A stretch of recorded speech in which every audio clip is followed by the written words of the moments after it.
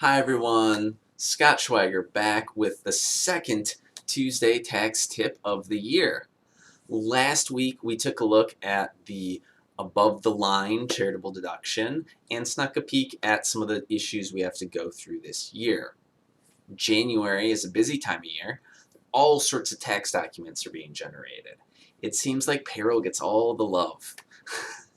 You know it's W-2 season, and not to mention all the end of the year and quarterly reporting that needs to be done for them. But what about those good old 1099s?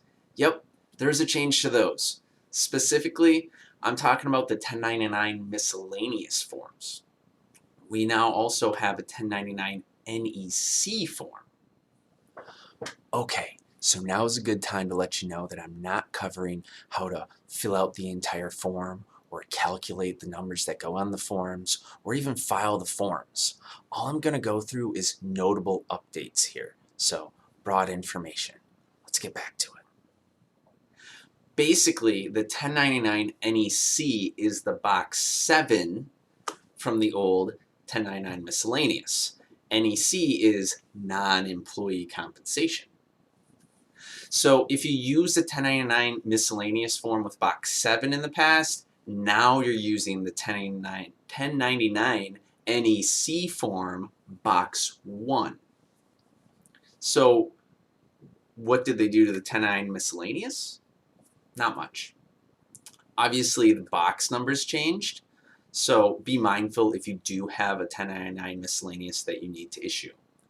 Note that the 1099 miscellaneous still has a box for gross proceeds paid to an attorney. So do legal fees still go on the miscellaneous form? No, they don't.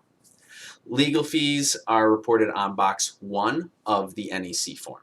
Box 10 here is for items paid to an attorney in connection with legal services, so not actual legal fees.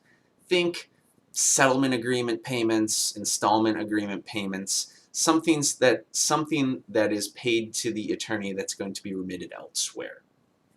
Not an all-inclusive list there, but really I don't want to put you to sleep because that's it. That's my entire 1099 NEC bootcamp. So I hope you found that helpful. Obviously, how this tip will impact you will depend on your facts and circumstances, like are you even issuing 1099s?